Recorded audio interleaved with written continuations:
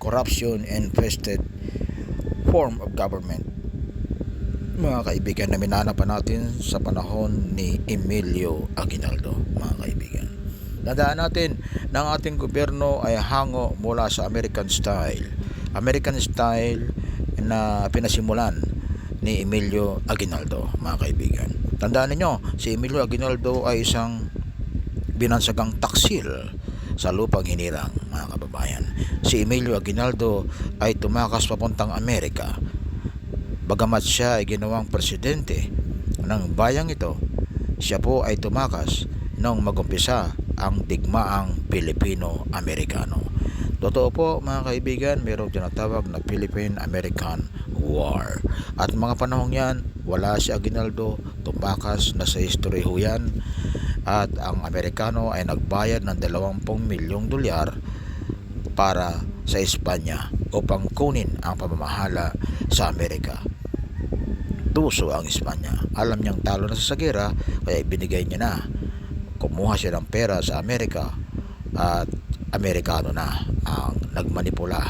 Amerikano na ang naging dayuhang manlulupig sa ating bayan at pumatay ng kasindami ng pinatay na mga Hapones sa ating bayan. Mga kaibigan, ganyan ang Amerika. Tuso, pero nakatago ang kanyang ginawang katampalasanan sa ating bayan. Mga kaibigan, ang kanyang forma ng gobyerno na ipinauso sa ating bayan, yung democratic form of government daw kuno. Mga yan, mga kaibigan, ang gobyernong yan magmula pa noon ay hinawakan tayo ng Amerika bilang kolonya. Yes, nagdeklara daw sila ng tinatawag nating Philippine Independence Day. Pero PK ho yan, hindi ho totoo yan, sapagkat tayo po ay kanilang kinolonya. Magmula po kay Aguinaldo hanggang sa lahat ng maaari siguro dyan sa panahon ni Magsaysay, ngunit namatay si Magsaysay, mga kaibigan, hanggang kay Duterte.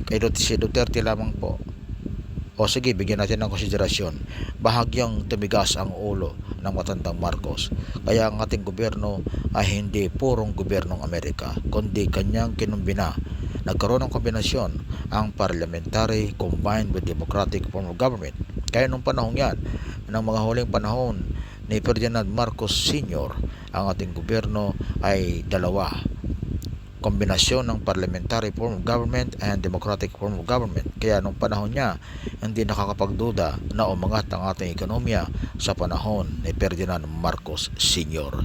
Sapagkat tayo ay bahagyang kumawala sa demokratikong gobyernong pinauso ng Amerika sa atin na ibinalik naman ni Corazon Aquino, mga kaibigan.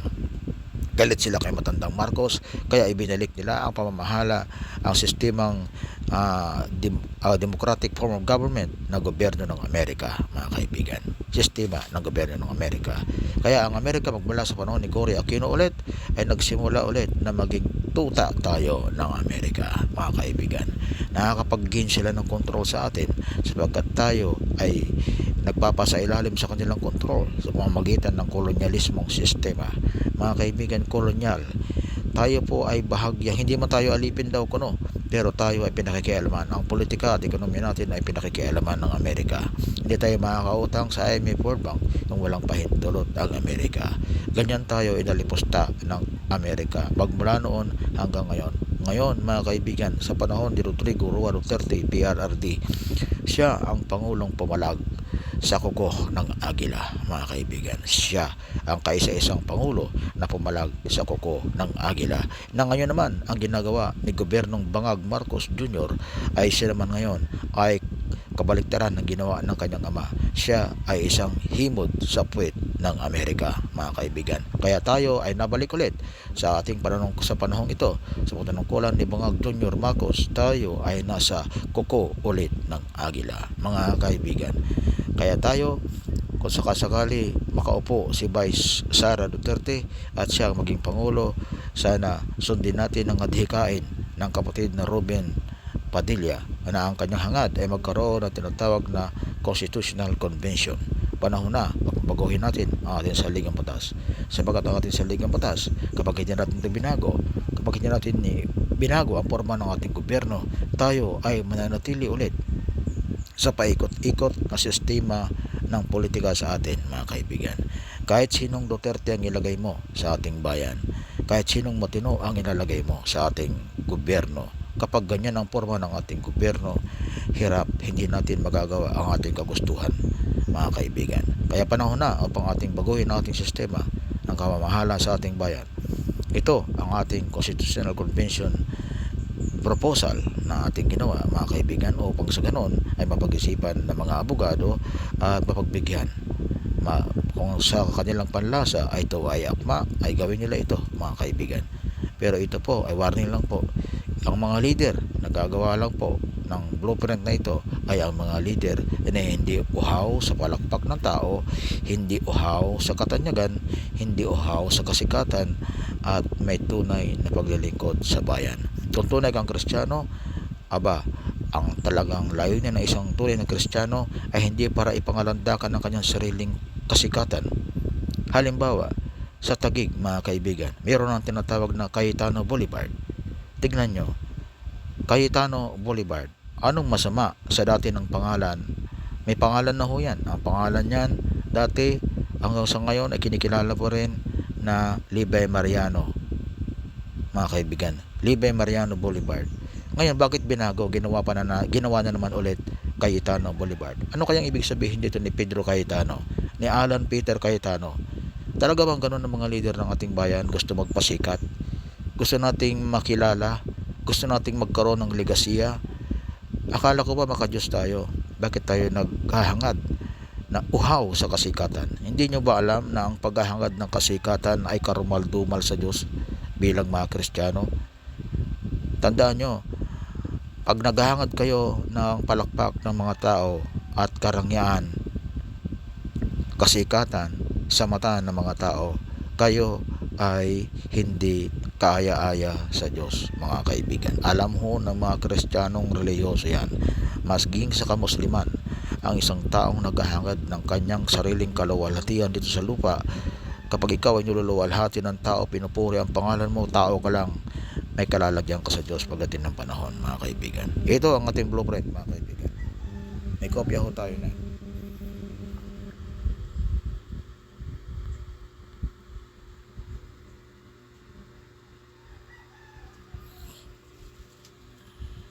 Yan, mga kaibigan. Yan. Screenshot na lang ho kung gusto nyo tignan, mga kaibigan. Yan. Tinatanggal po natin dito sa blueprint natin na to ang tinatawag nating Supreme Court. Sa Tagalog kasi ng Supreme Court, kataas-taasang hukuman. Tinanggal natin ang kataas-taasang hukuman na termino sapagkat ang kataas-taasang hukuman ay isang banal na titulo ng Diyos. Isa lamang po ang kataas-taasang hukuman at yan ay ang araw ng paghuhukom. Kaya tinatanggal natin yan, papalitan dapat natin yan ng National Court, mga kaibigan. Ang National Court po ay paghaharian. Ang National Court ay magsisilbing hari ng ating bayan. At sila po ay mamaniobrahin, tatauhin sila ng 7 mahistrado. May 7 mahistrado ng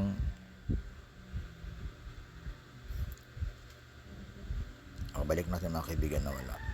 Okay, 7 maestrado ng pambansang korte ng National Court. 7 abogado na hindi makikilala ng kahit sino sapagkat ang kanilang identity ay nakatago. Bawal makilala ang mga yan upang sila ay hindi malagyan at ang kanilang mga mahal sa buhay ay hindi manganib. Sapagkat mapanganib po ang pamilya ng isang taong kilalang namamahala sa bayang Pilipinas. So sila po, dahil sila ang tagapamahalang pangkalahatan ng bayang ito, sila po ay hindi dapat nakikilala ng kahit sino, kahit ng sinong media. Kundi makakilala lamang po sa kanila ay ang ating butihing hepe ng military, ng AFP. Sila lang po makakilala. Siya lang po ang makakilala sa mga 7. Sila lamang po makakilala. Maaring siya at ang kanyang Vice Chief of Staff sa Armed Forces ang makakilala kung sino ang 7 mahistradong yan sa ating pamahalaan. Ngayon, siyempre, ang ating hepe ng militar na siya nakakaalam sa identity ng mga taong yan na namamahala sa ating bayan ay dapat nasa Malacanang para sa kanyang seguridad at para sa seguridad ng mga abogado na siya lamang ang nakakilala o silang dalawa lamang ang nakakilala. Kaya dapat payagan natin na ang pamilya ng Chief of Staff at ang pamilya ng ikalawang Chief of Staff ay nandyan sa Malacanang. Iyon ay prerogatibo na dapat pairalin natin, mga kaibigan. Mawawakas na ho ang ating electoral system. Ang ating abogado, ang ating 7 abogado na namamahala ng ating pambansang korte ay dapat maghalal ng 7 ring abogado na siyang mamamahala sa tinatawag nating Board of Directors. Ang Board of Directors ay kapapalooban o pamamahalaan ng 7 abogado din. Bakit 7? Sapagkat ang mga abogadong yan ay pwedeng hindi magkasundo at magkakaroon ng debatihan at magkakaroon ng botohan. Kaya kinakailangan nating magkaroon ng 7 lamang na bilang upang sa ganon ang majority decision ay matupad. Okay? So kaya sila ay 7 sapagkat may dahilan yan. Kaya 7 rin ang ating maestrado ng pambansang korte sa ganon ding dahilan, mga kaibigan.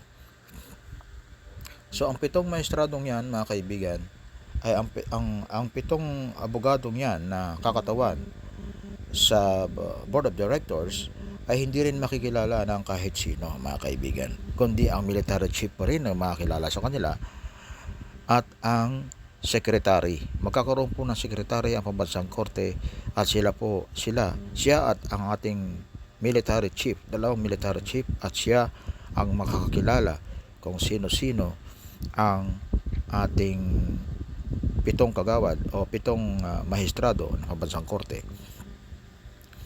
At kilala ng sekretary nito at ng buong pambansang korte at ng militar kung sino-sino ang 7 mga abogadong ito na siyang namamahala sa Board of Directors, mga kaibigan. Ngayon, ang 7 abogadong ito, mga kaibigan, ay siyang maghahalal. Ay hindi po maghahalal, sila po ay mag-a-appoint ng isang presidente. Ito pong Board of Directors, ang Board of Directors ang siyang appointing body, the top appointing body. They are being appointed by the National Court, but they themselves are the appointing body for the President and for the 3 Vice Presidents and also the 500 to 1,000 members, 1,000 ang tawag natin dyan, kagawad.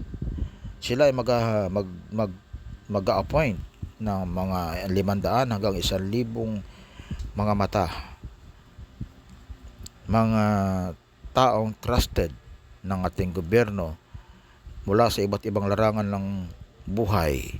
May abogado, may janitor, may sundalo, may barangay tanod, may gwardiya, may naglalako sa palengke, karaniwang tao, mga kaibigan. Sila po ang mga taong yan na mapipili ng ating gobyerno ang siyang kakatawan sa pangkalahatang bilang ng mga mata ng ating pamahalaan sa iba't ibang dako ng ating kapuluan.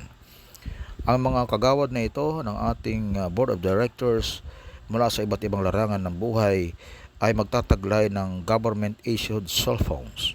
At ang mga cellphones na ito ang kanilang gagamitin upang mag-picture at mag-ulat ng mga violations of orders, mga violations of orders na maaaring magawa o maganap ng mga lahat ng mga membro ng executives. So ibig sabihin, ang trabaho po ng mga mata ng BOD ay walang iba kundi manmanan ang pangangasiwa ng buong executive line sa ating bayan.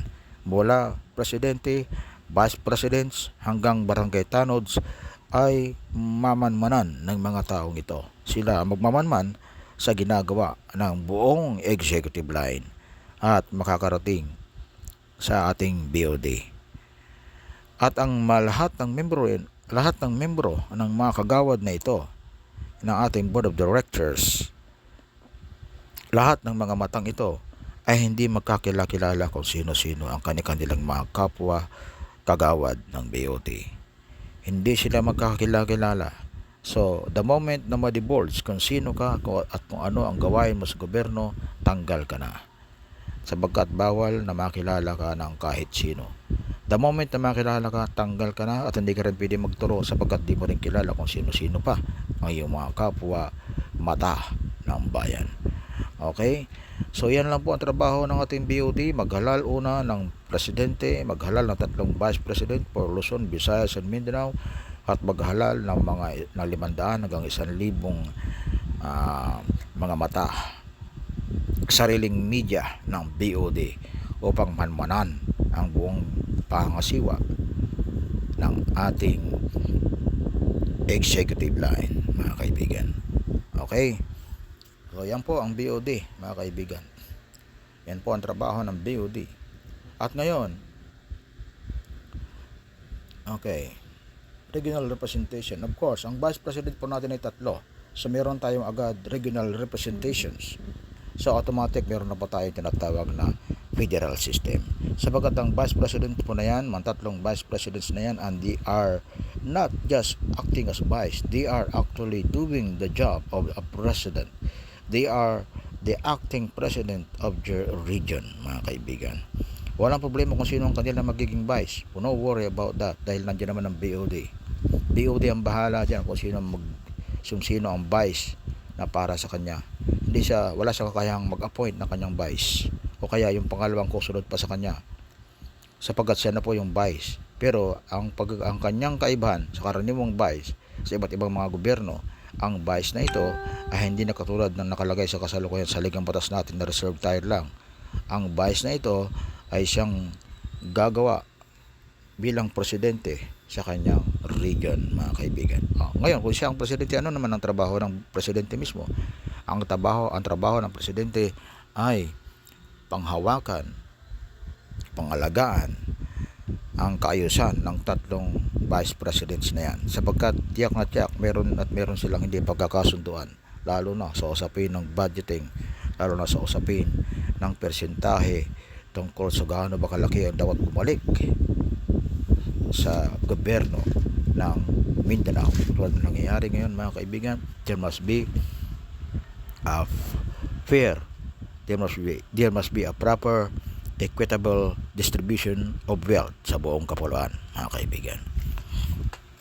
Ang presidente ay siyang magiging unifying factor upang ang 3 vice president ay magkaayos. So mayroon man silang hindi pagkakaintindihan tungkol sa usapin ng budget. At ikaw, presidente, ang mangasiwa sa anumang national issue tulad ng PhilHealth, huwag mong nanakawin.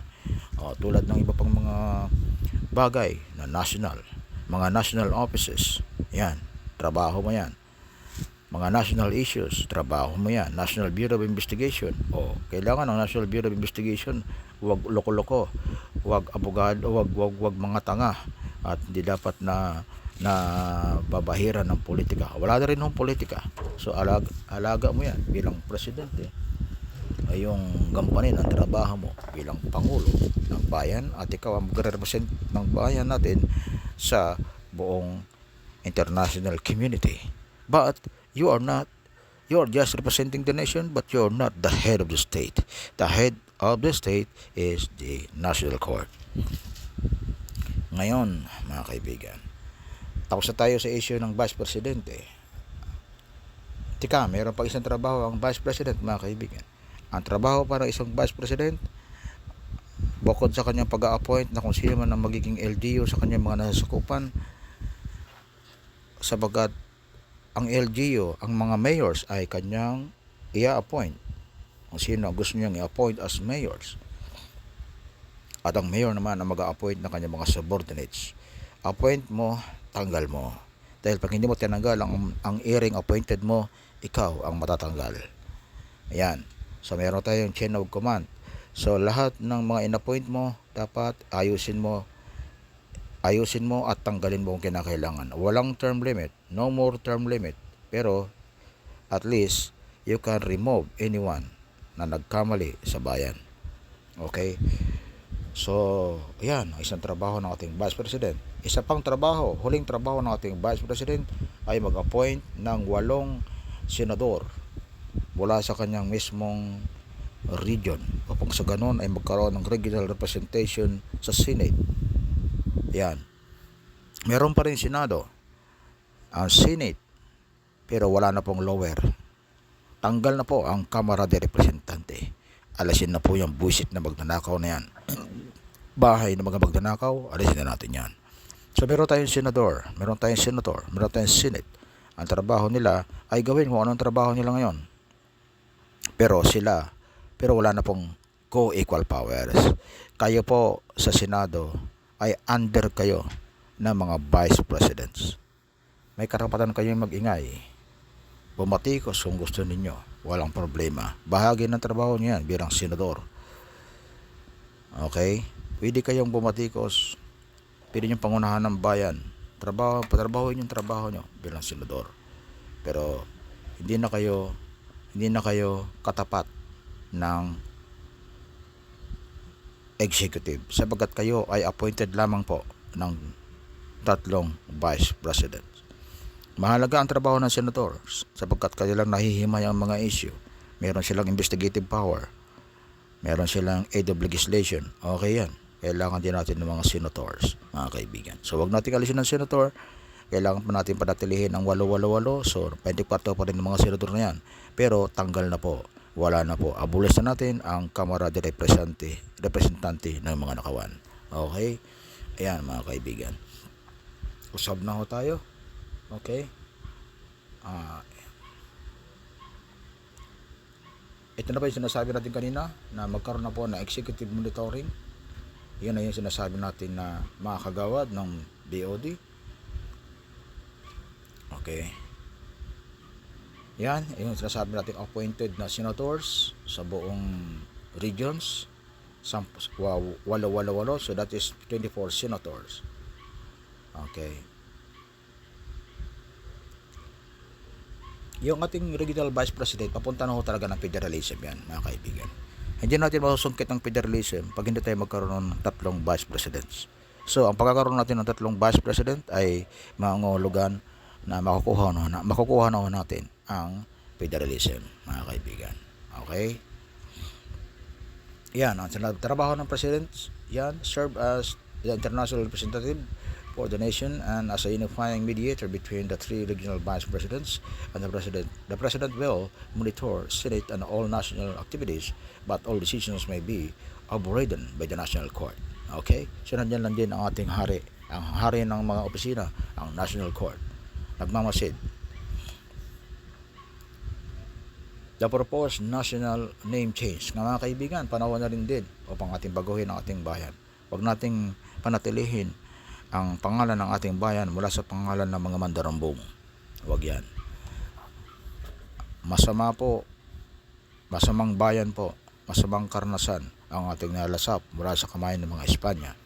Alisin natin yan, mga kaibigan. Okay? Tanggal natin ang pangalan. Pwede namang Manila, pwede namang Rizal, pwede namang Mindanao. Bahala na kung anong gusto nating ipangalan, wag lang Pilipinas. Okay? Mga kaibigan, to forge a new national identity that belongs entirely to us, moving away from the labels imposed during foreign rules. Okay. This proposal is separate from the core governance framework. The rest of the blueprint can be implemented regardless of whether a name change is adopted. The National Court Judiciary,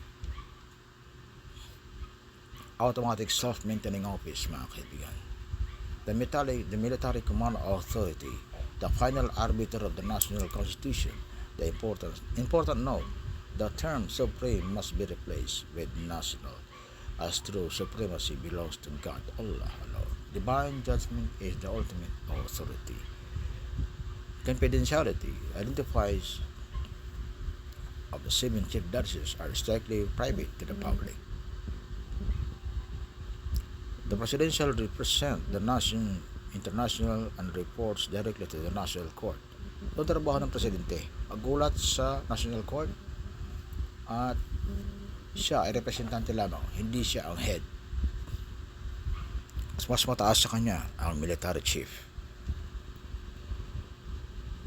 Communication and confidentiality protocols.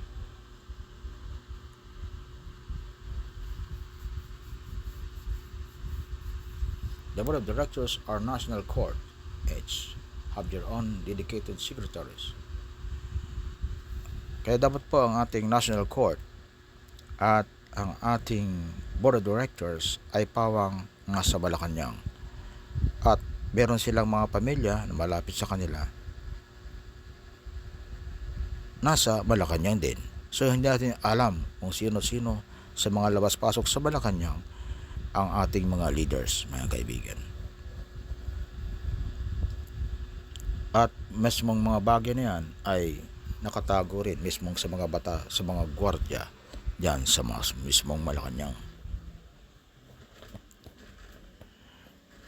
Ngayon, kung paano man mapanatili ang secrecy ng lahat ng mga bagay na yan ay nasa discretion na po ng ating military chief kung paano niya aalagaan ang privacy.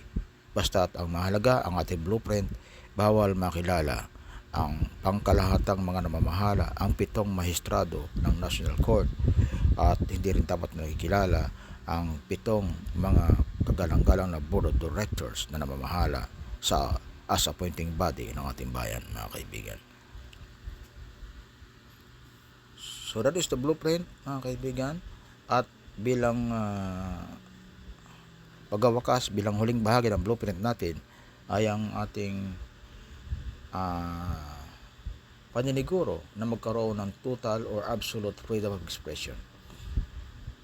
Ito, mga kaibigan, the absolute freedom of expression. Unlike the current system, hindi katulad ng kasalukuyang sistema na ang ating freedom of expression ay nasasagkaan. Dapat ang ating freedom of expression ay absoluto. Ibig sabihin, huwag ka lang magmura. Pwede kang magmura. Huwag ka lang manakit. Huwag ka lang makasira ng properties. Hindi ka huhulihin ng pulis. So, dapat buo yung ating freedom of expression. Hanggat hindi nananakit yung tao, hanggat di naninira ng property, huwag natin silang higpitan. Pabayaan natin sila magpahayag ng kanilang damdamin dyan sa Freedom Park at sa lahat ng dako ng bayan natin. Bigyan natin ng full freedom ang ating mga kababayan sapagkat sila ang supreme authority, mga kaibigan. Iyan po. Yan po, mga kaibigan. Hindi katulad ng ating kasalukuyang sistema na meron tayong tinatawag na inciting to sedition. Tanggalin natin ang estilo niyan. Estilong mali, estilong bulok, style bulok, at kalokohan. Huwag yan. Gawin natin absoluto ang freedom of expression. Kahit manunog pa sila ng tinatawag nating mga artistic items na yan sa Freedom Park, walang problema yan kasi expression ho yun, mga kaibigan. Huwag lang silang manakit ng kapwa at manira ng mga kasangkapan ng ating pamahalaan at manira ng mga kasangkapan ng iba at manakit. Mga kaibigan, yan lamang po. Ayan po ang ating blueprint, mga kaibigan. Sana kayong mga abogado, pag-aralan ninyo ito at kayo na po ang bahalang magdagdag kung ano man ang dapat idagdag sa blueprint na ito. Ngunit huwag sana kayong lumayo sa blueprint na ito, mga kaibigan. Maraming salamat po. Both Christian and Muslim, kung kayo po ay Kristiyanong tunay, kayo po ay malamang maniniwala sa adhikaing ito. Nagkataon lang po na ako po ay isang Muslim. Pero ganun pa man, ako po ay dating Kristiyano at alam ko ang damdamin ng isang tunay na Kristiyano. Mga kaibigan, para sa atin po lahat, sa ating kaginawaan, para sa hindi lang sa ating lahi sa ngayon, kundi sa darating pang salil lahi, mga kaibigan, kung hindi pa matatapos ang mundo, gumawa na ho tayo ng mabuti. Pero tiyak na tiyak, kung kayo po ay mga taong o mga leader na naghahangad ng sariling kasikatan, sariling kapurihan, palakpak na mga tao, sigurado hindi niya ito magugustuhan. Dahil ang mga leader po na ito ay hindi kasi sikat. Kung ikaw ay isa sa mga hepe o head ng 7 chief justices ng ating bayan, napakataas na katungkulan, ngunit hindi ka kilala ng tao. So, hindi attractive sa iyo ito kung ikaw ay taong naghahangad na ikaw ay sumikat at makilala. Kung ikaw ay gustong magyabang, hindi ito attractive sa iyo. Pero kung ikaw ay isang reliyosong tao na ang gusto mo ay ang kabutihang gagawin mo ay alang-alang sa susunod na buhay, na ang kabutihang gusto mong mangyari sa bayang ito ay alang-alang sa pagmamahal mo sa Diyos, kung ikaw ay isang Muslim ay alang-alang sa pagmamahal mo sa Allah, then para sa iyo.